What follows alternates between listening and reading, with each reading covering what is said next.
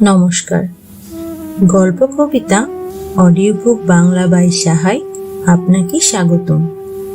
এখানে আপনারা শুনবেন ছোট ছোট সুন্দর সুন্দর গল্প, যেটা আপনাদের ছেলেবেলাকে আবার ফিরিয়ে আনবে। পরীক্ষা পাশের উদ্যোগে কোমর বাঁধিয়া লাগিলাম।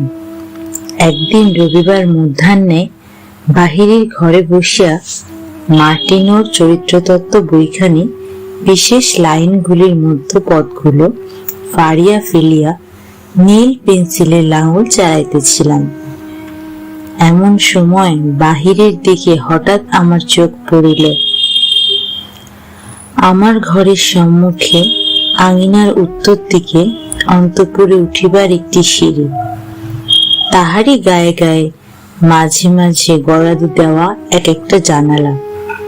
দেখি তাহারই একটি জানালায় হৈম চুপ করিয়া বসিয়া পশ্চিমের দিকে চাহিয়া, সেদিকে মল্লিকদের বাগানের কাঞ্চন গাছ গোলাপি ফুলে আচ্ছন্ন। আমার বুকে ধক করিয়া একটা ধাক্কা দিল।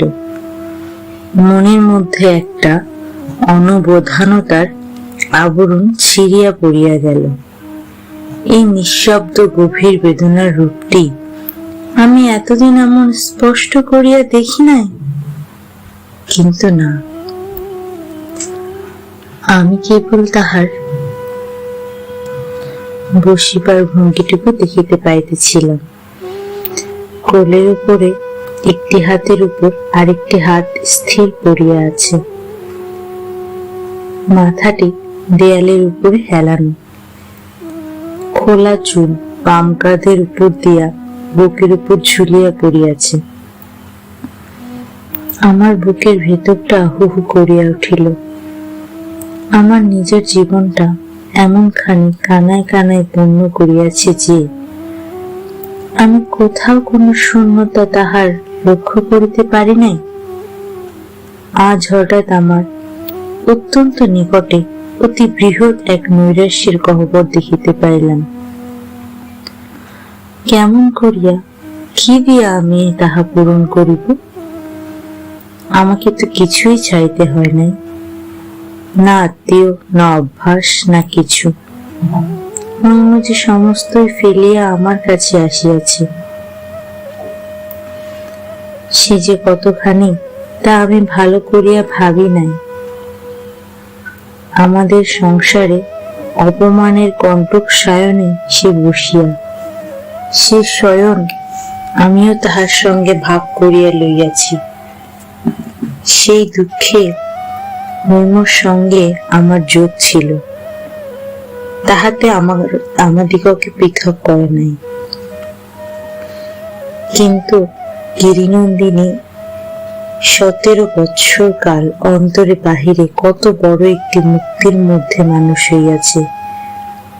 কি নির্মল সত্যে এবং উদ্ধার আলোকে তাহার প্রকৃতি এমন ঋজু শুভ্র ও সবল হইয়া উঠিয়াছে, তাহা হইতে হৈম যে কিরূপ নিরতিশয় নিষ্ঠুর রূপে বিচ্ছিন্ন হইয়াছে, এতদিন আমি তাহা সম্পূর্ণ অনুভব করিতে পারি নাই। কেননা সেখানে তাহার সঙ্গে আমার সমান আসন ছিল না। হৈম যে অন্তরে মুহূর্তে মুহূর্তে মরিতেছিল, তাহাকে আমি সব দিতে পারি, কিন্তু মুক্তি দিতে পারি না। তাহা আমার নিজের মধ্যে কোথায়? সেই জন্যই কলিকাতার গলিতে ওই গড়াদের ফাঁক দিয়া নির্বাক আকাশের সঙ্গে তাহার নির্বাক মনের কথা হয়। এবং এক দিন রাত্রে হঠাৎ জাগিয়া উঠিয়া দেখি সে বিছানায় নাই।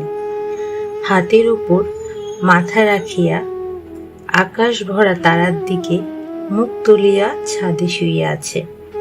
মার্টিনও পড়িয়া রহিল। ভাবিতে লাগিলাম, কি করি? শিশুকাল হইতে বাবার কাছে আমার সংকোচের অন্ত ছিল না। কখনো মুখোমুখি তাহার কাছে দরবার করিবার সাহস বা অভ্যাস আমার ছিল না। সেদিন থাকিতে পারলাম না। লজ্জার মাথা খাইয়া তাহাকে বলিয়া বসিলাম, বউয়ের শরীর ভালো নয়, তাহাকে একবার বাপের কাছে পাঠাইলে হয়। বাবা তো একেবারে হতবুদ্ধি। মনে লেশমাত্র সন্দেহ রইল না যে হৈমই এইরূপ অভূতপূর্ব স্পর্ধায় আমাকে অভিভূত করিয়াছে। তখনই তিনি উঠিয়া অন্তঃপুরে গিয়া হৈমকে জিজ্ঞাসা করিলেন, বলি বৌমা, তোমার অসুখটা কিসের? হৈম বলিল, অসুখ তো নাই। বাবা ভাবিলেন এ উত্তর তেজ দেখাইবার জন্য, কিন্তু শরীর যে দিনে দিনে শুকাইয়া যাইতেছিল তাহা আমরা প্রত্যেক দিনের অভ্যাস বশতই বুঝি নাই। একদিন বনমালী বাবু তাহাকে দেখিয়া চমকাইয়া উঠিলেন, এ কি হৈমি, এ কেমন চেহারা তোর? অসুখ করে নাই তো? হৈম কহিল, না। এ ঘটনার দিন 10 পরে, বলা নাই কহা নাই, হঠাৎ আমার শ্বশুর আসিয়া উপস্থিত। হৈমর এই ঘটনার দিন 10 পরে, বলা নাই কহা নাই, হঠাৎ আমার শ্বশুর আসিয়া উপস্থিত। হৈমর শরীরের কথাটা নিশ্চয়ই বনমালীবাবু তাহাকে লিখিয়াছিলেন। বিবাহের পর বাপের কাছে বিদায় লইবার সময় মেয়ে আপনার অশ্রু চাপিয়া নিয়াছিল। এইবার বিবাহের পর, এইবার মিলনের দিন, বাপ যেমনই তাহার চিবুক ধরিয়া মুখটি তুলিয়া ধরিলেন, অমনি হৈমর চোখের জল আর মানা মানিল না। বাপ একটি কথা বলিতে পারিলেন না, জিজ্ঞাসা পর্যন্ত করিলেন না, কেমন আছিস? আমার শ্বশুর তাহার মেয়ের মুখে এমন একটা কিছু দেখিয়াছিলেন যাহাতে তাহার বুক ফাটিয়া গেল। হৈম বাবার হাত ধরিয়া তাহাকে শোবার ঘরে লইয়া গেল। অনেক কথা যে জিজ্ঞাসা করিবার আছে, তাহার বাবারও যে শরীর ভালো দেখাইতেছে না। বাবা জিজ্ঞাসা করিলেন, বুড়ি, আমার সঙ্গে যাবি? হৈম কাঙালের মতো বলিয়া উঠিল, যাব। বাবা বলিলেন, আচ্ছা, সব ঠিক করিতেছি। শ্বশুর যদি অত্যন্ত উদ্বিগ্ন হইয়া না থাকিতেন, তাহা হইলে এই বাড়িতে ঢুকিয়াই বুঝিতে পারিতেন এখন আর তাহার সেদিন নাই। হঠাৎ তাহার আবির্ভাবকে উপদ্রব মনে করিয়া বাবা তো ভালো করিয়া কথাই কহিলেন না। আমার শ্বশুরের মনে ছিল তাহার বেহাই একদা তাকে বারবার আশ্বাস দিয়েছিলেন যে যখন তাহার খুশি মেয়েকে তিনি বাড়ি লইয়া যাইতে পারিবেন। এ সত্যের অন্যথা হইতে পারে, সে কথা তিনি মনেও আনিতে পারেন না। বাবা তামাক টানিতে টানিতে বলিলেন, বেহাই, আমি তো কিছু বলিতে পারি না। একবার তাহলে বাড়ির মধ্যের উপর বরাত দেওয়ার অর্থ আমার জানা ছিল। বুঝিলাম কিছু হইবে না, হইলেও না। বৌমার শরীর ভালো নয়, এত বড় অন্যায় অপবাদ! শ্বশুর মশাই স্বয়ং একজন ভালো ডাক্তার আনিয়া পরীক্ষা করাইলেন। ডাক্তার বলিলেন, বায়ু পরিবর্তন আবশ্যক, নইলে হঠাৎ একটা শক্ত ব্যামো হইতে পারে। বাবা হাসিয়া কহিলেন, হঠাৎ একটা শক্ত ব্যামো তো সকলেরই হইতে পারে, এ আর কি আবার একটা কথা? আমার শ্বশুর কহিলেন, জানেন তো উনি একজন প্রসিদ্ধ ডাক্তার, উহার কথাটা কি? বাবা কহিলেন, অমন ঢের ডাক্তার দেখিয়াছি, দক্ষিণার জোরে সকল পণ্ডিতেরই কাছে সব বিধান মেলে এবং সকল ডাক্তারেরই কাছে সব রোগের সার্টিফিকেট পাওয়া যায়। এই কথা শুনিয়া আমার শ্বশুর একেবারে স্তব্ধ হইয়া গেলেন। হৈম বুঝিল তাহার বাবার প্রস্তাব অপমানের সহিত অগ্রাহ্য হইয়াছে। তাহার মন একেবারে কাঠ হইয়া গেল। আমি আর সহিতে পারিলাম না। বাবার কাছে গিয়া বলিলাম, হৈমকে আমিও লইয়া যাইব। বাবা গর্জন করিয়া উঠিল, বটে রে, ইত্যাদি ইত্যাদি। বন্ধুরা কেহ কেহ আমাকে জিজ্ঞাসা করিয়াছিলেন, যাহা বলিলাম তাহা করিলাম না কেন? স্ত্রীকে লইয়া জোর করিয়া বাহির হইয়া গেলেই তো হইত, গেলাম না কেন? যদি লোক ধর্মের কাছে সত্য ধর্মকে না ঠেলিব, যদি ঘরের কাছে ঘরের মানুষকে বলি দিতে না পারিব, তবে আমার রক্তের মধ্যে বহু যুগের যে শিক্ষা, তাহা কি করিতে আছে জানো তোমরা? সেদিন অযোধ্যার লোকেরা সীতাকে বিসর্জন দিবার দাবি করিয়াছিলেন, তাহার মধ্যে আমিও যে ছিলাম। আর সেই যে বিসর্জনের গৌরবের কথা যুগে যুগে যাহারা গান করিয়া আসিয়াছে, আমিও যে তাহাদেরই মধ্যে একজন।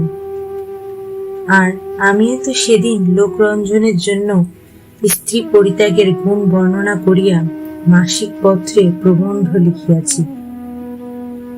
বুকের রক্ত দিয়া আমাকে যে একদিন দ্বিতীয় সীতা বিসর্জনের কাহিনী লিখিতে হইবে, সে কথা কে জানত? পিতার অন্যায় আর একবার হৃদয়ের ক্ষণ উপস্থিত হইল পিতা কন্যায়। এইবারেও দুজনের মুখে হাসি।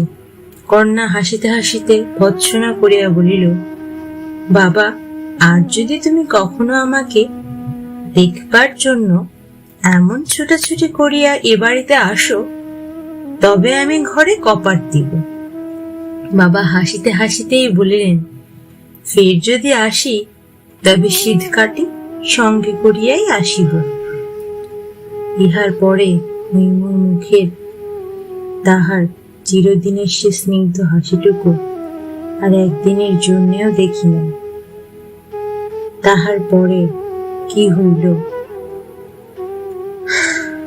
সে কথা আর বলিতে পারিব না। শুনিতেছি মা পাত্রের সন্ধান করিতেছেন। হয়তো একদিন মার অনুরোধ অগ্রাহ্য করিতে পারিব না, ইহাও সম্ভব হইতে পারে। কারণ থাক, আর কাজ কি। আপনারা এতক্ষণ শুনছিলেন হৈমন্তী, রবীন্দ্রনাথ ঠাকুর। আজকে হৈমন্তীর পর্ব শেষ হলো। Please guys, like, comment, subscribe and share my channel. Bye bye.